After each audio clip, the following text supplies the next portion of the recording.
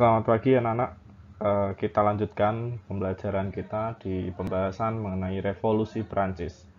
Sebelumnya Pak Adri sudah membahas mengenai revolusi Amerika di video sebelumnya. Kalian bisa mengecek di channel ID Sejarah. Di video kali ini Pak Adri akan membahas tentang revolusi Prancis. Apa dampak yang terlihat di masa sekarang dengan adanya revolusi Prancis? Revolusi Prancis memberikan satu sumbangsih, yaitu diantaranya dengan keruntuhan kerajaan-kerajaan yang berbentuk monarki absolut.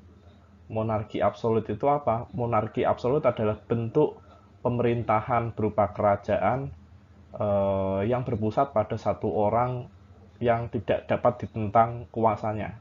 Jadi pada masa sebelum revolusi Prancis, ada satu raja yang dia itu sangat diktator dan tidak mau dikritik oleh rakyat dan bawahannya. Nah, dia adalah Louis ke-16. Nah, kita akan bahas mengenai masa keruntuhan dari kerajaan Prancis di bawah Louis XVI.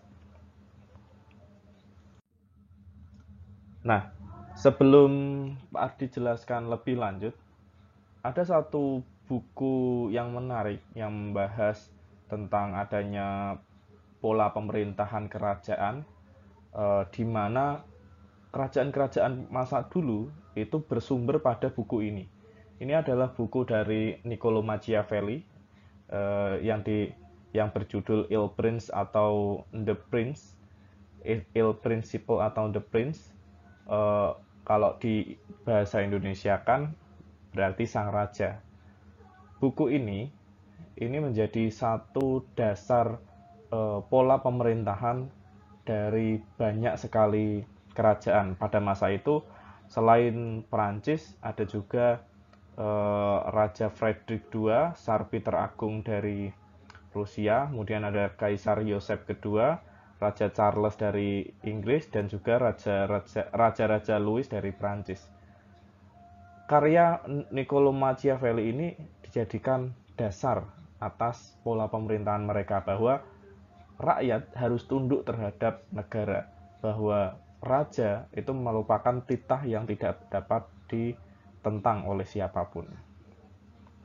Dan itulah yang menjadi dasar pemerintahan monarki absolut. Jadi monarki absolut itu, monarki adalah kerajaan, sedangkan absolut adalah satu hal yang tidak bisa ditentang. Pembahasan yang pertama adalah latar belakang revolusi Prancis. Jadi kalau Pak dijelaskan, revolusi Prancis ini menentang kerajaan. Jadi harus kalian ingat-ingat bahwa revolusi Prancis ini adalah gerakan untuk menentang kerajaan dari kerajaan Prancis pada masa itu, dan kemudian berubah menjadi Republik Prancis. Nah, ada setidaknya 7 latar belakang yang melatar belakangi adanya revolusi Prancis. Di antaranya ada berkembangnya paham rasionalisme dan Aufklärung, berkembangnya paham romantisme, pengaruh revolusi Amerika, ketidakadilan dalam sistem feodalisme, pemerintahan di Prancis yang buruk, adanya kekosongan kekuasaan atau vacuum of power, kemudian diakhiri dengan kekosongan kas negara. Ini akan Pak dijelaskan satu persatu. Yang pertama, ada berkembangnya paham rasionalisme dan Aufklärung. Pasca masa kegelapan, di seluruh wilayah Eropa itu masing-masing mengembangkan pola pikir untuk menuju ke masa sebelum adanya masa kegelapan atau dinamakan dengan Renaissance. Gerakan Renaissance ini mengedepankan adanya logika, di mana orang-orang pada masa Renaissance itu menginginkan masa yang sama dengan masa Romawi dan Yunani, di mana orang diberikan hak untuk mengeksplorasi apa yang ada di dunia. Dan gerakan ini dinamakan gerakan rasionalisme dan Aufklärung. Nah, kemudian dengan adanya rasionalisme dan Aufklärung, orang-orang di Eropa pada masa itu kemudian banyak yang menentang adanya kekuasaan dari kerajaan. Kemudian pada masa ini pula muncul beberapa tokoh pada masa rasionalisme dan Aufklärung, di antaranya ada Denis Diderot dan J.D. Alembert yang membuat buku ensiklopedia, kemudian Montesquieu yang menuliskan Trias Politica, kemudian ada Voltaire yang menulis tentang kebebasan dan kemerdekaan. Gerakan rasionalisme dan Aufklärung ini kemudian mendorong orang-orang pada masa itu untuk mengedepankan rasionalitas dalam bernegara. Selanjutnya ada berkembangnya paham romantisme. Ada satu aliran selain rasionalisme di Prancis, yaitu ada aliran romantisme, di mana orang-orang itu dia mengedepankan romantisme dalam dalam melakukan bernegara. Nah, pada masa sebelum revolusi Prancis terjadi, pergerakan dari kaum rasionalis kemudian berhenti dan kemudian dilanjutkan oleh orang-orang dari paham romantisme. Ada beberapa orang yang lahir di masa ini, diantaranya ada J.J. Rousseau. Ia membuat satu buku yang namanya Du Contrat, yang artinya perjanjian masyarakat, di mana buku ini memuat adanya hal-hal mengenai hak asasi manusia. Kemudian pengaruh revolusi Amerika. Revolusi Amerika sangat memberikan banyak pengaruh bagi orang-orang Perancis. Ada banyak tentara Perancis pada masa revolusi Amerika yang ditugaskan untuk ikut perang di Amerika. Sekembalinya mereka dari Amerika kemudian membawa pola pikir yang baru dari Amerika dibawa ke Perancis. Hal tersebut membuat banyak orang terpengaruh bahwa di Amerika itu orang-orang yang ditindas mampu mengembalikan martabatnya. Mereka yang dijajah oleh Inggris kemudian mampu membalikkan dan menjadikan wilayah tersebut dipimpin oleh rakyat. Nah, sekembalinya ke Prancis, mereka juga menyebarkan hal yang sama, menyebarkan semangat untuk membuat satu pemerintahan yang dipimpin oleh rakyat, bukan oleh bangsawan. Karena pada masa itu Prancis dipimpin oleh banyak bangsawan. Nah, dan mereka ditindas. Maka hal tersebut sangat berpengaruh, terutama menyebarnya paham demokrasi oleh orang-orang yang kembali dari Amerika. Kemudian ada ketidakadilan dalam sistem feodalisme. Prancis menerapkan sistem feodalisme, di mana pemerintahan itu dikuasai oleh beberapa golongan saja. Ada 3 golongan di Prancis, diantaranya ada golongan pertama, itu golongan paling tinggi adalah golongan bangsawan. Dia memiliki hak-hak untuk menguasai kekayaan negara, kemudian hak untuk mendapatkan penghasilan dari rakyat dan menarik pajak, dan lain sebagainya. Jadi golongan satu ini adalah golongan elit. Kemudian golongan kedua adalah golongan ahli agama yang setia kepada raja. Pada golongan ini, seperti pendeta itu mendapatkan uang dari para bangsawan. Mereka juga dijamin atas haknya. Jadi berbeda dengan bangsawan, kalau golongan yang kedua ini, satu tingkat di bawahnya, mereka bisa makan, mereka bisa mendapatkan penghasilan dari para bangsawan tadi. Kemudian ada golongan yang ketiga, ini adalah golongan terendah dari kasta di Perancis, di mana anggotanya adalah golongan dagang, pekerja, dan rakyat kecil. Inilah golongan yang diambil pajak dari Perancis tersebut. Nah, atas dasar ketidakadilan ini, golongan ketiga kemudian melakukan satu pergerakan yang nantinya memunculkan yang namanya revolusi Perancis. Kemudian ada faktor yang sangat berperan, yaitu buruknya pemerintahan Perancis di bawah Raja Louis ke-16. Pada masa pemerintahan Raja Louis ke-16, raja bangsawan itu berhura-hura. Padahal pada masa itu, pada pemerintahan Raja Louis ke-16, pemerintahan Perancis sedang melakukan perang 7 tahun di Amerika. Pada masa tersebut, keuangan dipakai untuk berperang. Nah, kas negara pada masa tersebut kosong. Hal tersebut diperparah dengan adanya Raja Louis yang berfoya-foya, kemudian istrinya namanya Mary Antoinette, dia juga berhura-hura melakukan pesta dan kemudian melakukan hal-hal yang hedonisme. Nah, maka di sini bisa kita simpulkan bahwa pada masa tersebut seorang raja itu tidak terlalu mempedulikan terhadap rakyat Prancis. Kemudian adanya kekosongan kekuasaan atau dinamakan vacuum of power. Pasca revolusi Prancis, itu sering terjadi gejolak di mana rakyat itu tidak mengakui raja, kemudian belum ada yang mampu menggantikan pemerintahan raja, maka di sini juga menjadi trigger atau pemantik untuk terjadi revolusi-revolusi pada masa selanjutnya.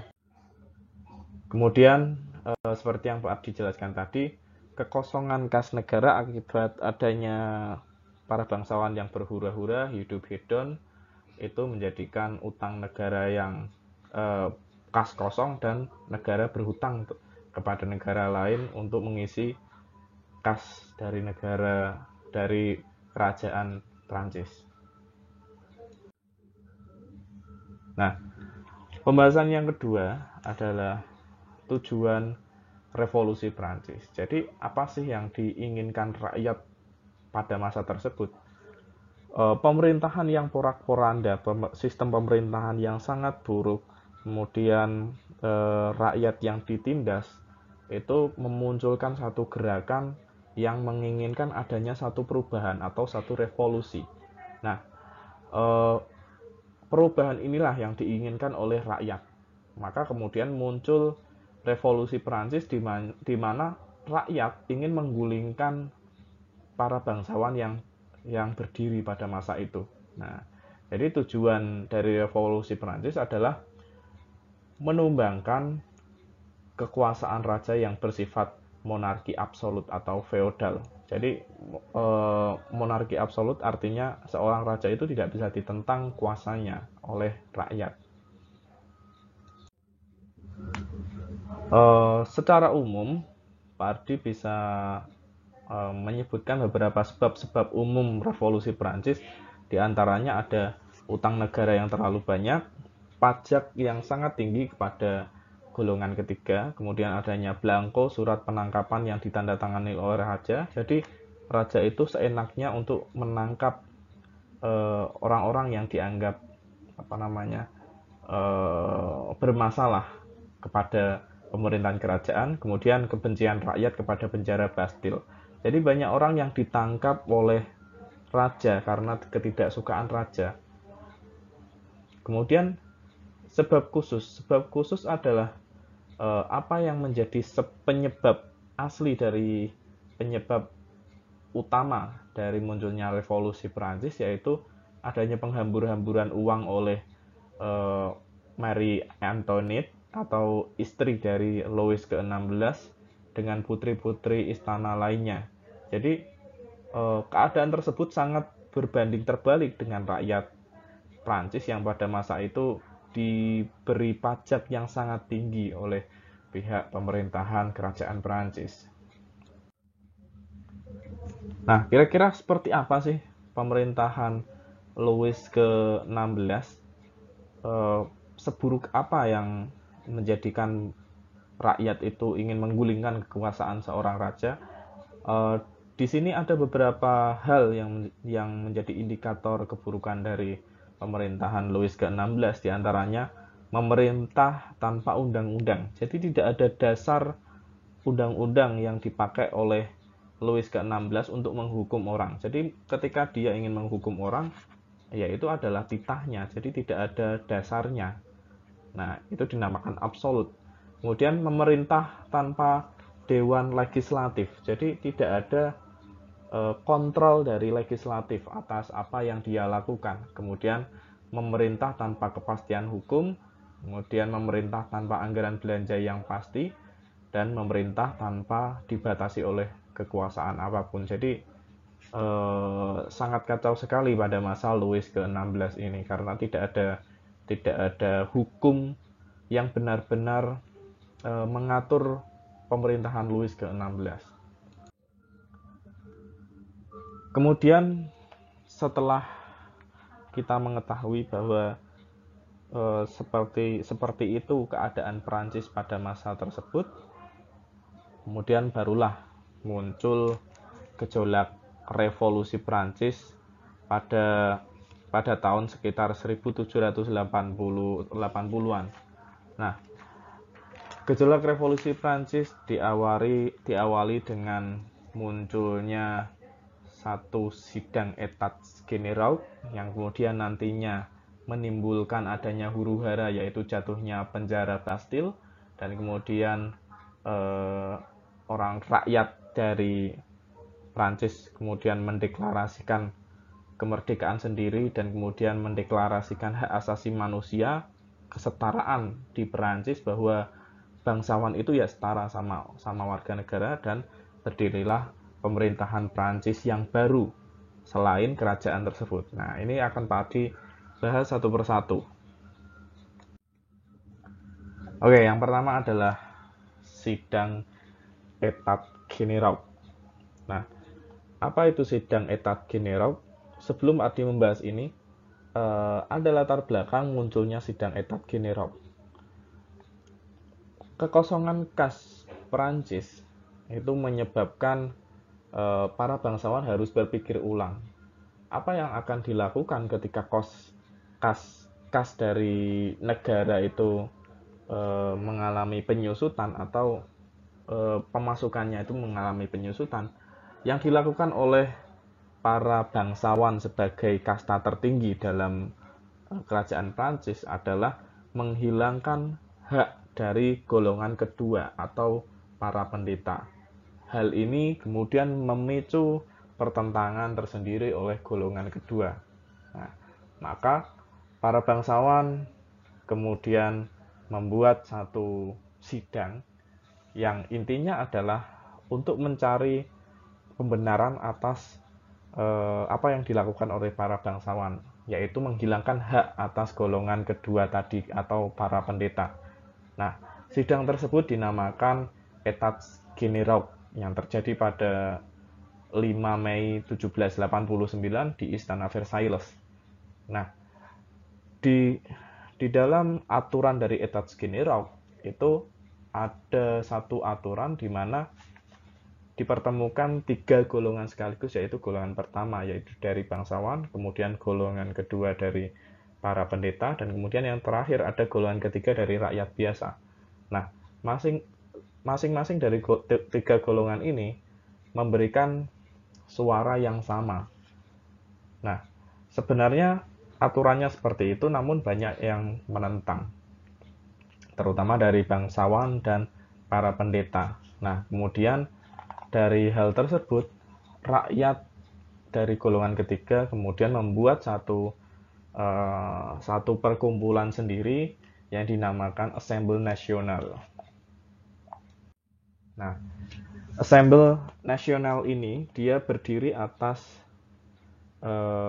kecemburuan bahwa hak yang seharusnya dimiliki oleh rakyat biasa itu tidak dinikmati atau diingkari oleh kerajaan. Maka dilakukanlah perkumpulan sidang Assemblée Nationale yang dilakukan pada 20 Juni 1789 di satu tempat namanya Jeu de Paume. Ini adalah gelanggang tenis. Di sini dipakai untuk membahas perlawanan terhadap Prancis sendiri, dan kemudian di sini mengalami pertentangan antara Prancis, kerajaan Prancis dan rakyat dari Prancis itu sendiri.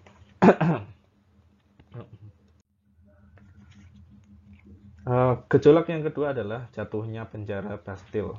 Jadi penjara Bastille ini adalah tempat di mana Prancis itu menghukum para orang-orang yang melawan kerajaan Prancis.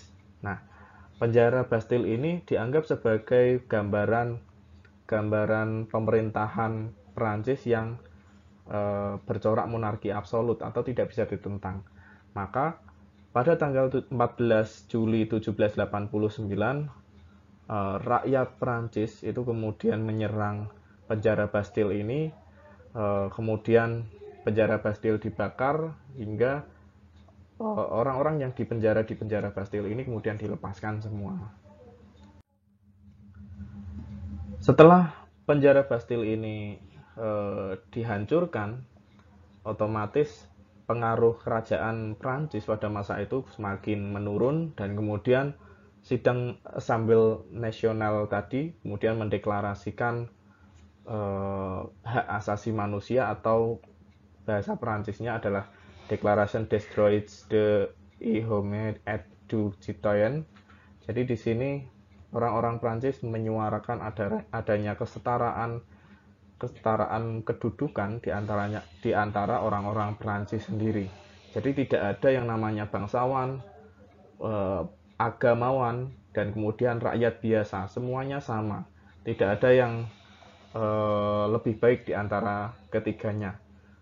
Atau bisa kita sebutkan seperti demokratisasi atau pemerintahan republik pada masa sekarang. Setelah adanya deklarasi kemerdekaan oleh rakyat Prancis, kemudian muncul pemerintahan yang berganti-ganti di Prancis. Di antaranya di sini ada 6 pemerintahan. Yang pertama yaitu pada 1789 sampai 1793 itu pemerintahan monarki konstitusional, kemudian ada pemerintahan konvensi nasional, pemerintahan direktori atau direktorat, kemudian ada pemerintahan konsulat, pemerintahan kaisar, pemerintahan reaksioner. Dari beberapa pola pemerintahan ini, yang paling besar adalah pemerintahan dari Napoleon Bonaparte, yaitu pada masa pemerintahan kaisar, yaitu 1804 sampai 1815. Pada masa pemerintahan Napoleon Bonaparte ini, Perancis mampu menguasai hampir 3/4 dari wilayah Eropa hingga mendekati wilayah Rusia. Selanjutnya, apa akibat dari revolusi Perancis? Selesainya revolusi Perancis itu membawa dampak yang sangat besar terhadap perkembangan di dunia. Bukan hanya di Perancis sendiri, di dunia itu mengalami banyak sekali gejolak setelah munculnya paham-paham hak asasi manusia dari Perancis. Banyak kerajaan yang kemudian runtuh akibat adanya kesetaraan hak asasi manusia di berbagai wilayah. Yang sekarang masih berdiri kerajaan di Eropa itu diantaranya ada kerajaan Belanda dan kerajaan Inggris.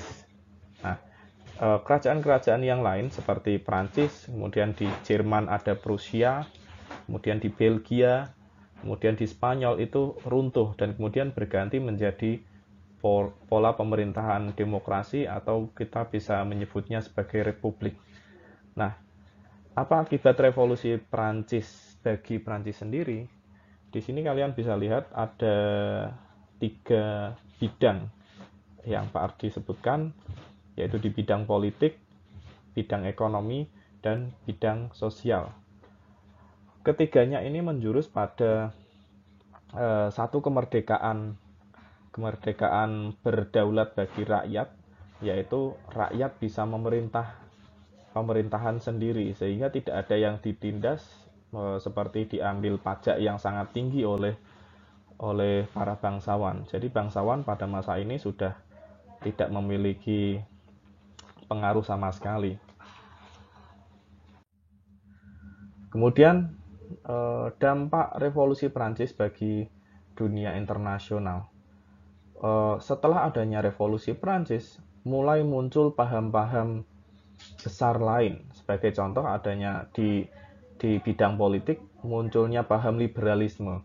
Liberalisme itu semacam paham kebebasan di mana rakyat berhak untuk melakukan apapun tanpa dilabeli sebagai golongan yang paling bawah. Kemudian meluasnya paham demokrasi, meluasnya perkembangan paham nasionalisme, dan berkembangnya ide aksi revolusioner. Di sini di bidang politik itu menyebabkan negara-negara yang terjajah setelah adanya revolusi Prancis itu mengambil alih wilayahnya sendiri. Sebagai contoh, Indonesia, adanya revolusi Prancis itu menjadi pemantik agar para cendekiawan muda di Indonesia untuk mengambil alih wilayah Indonesia, sehingga muncul Sumpah Pemuda, muncul Proklamasi 1945.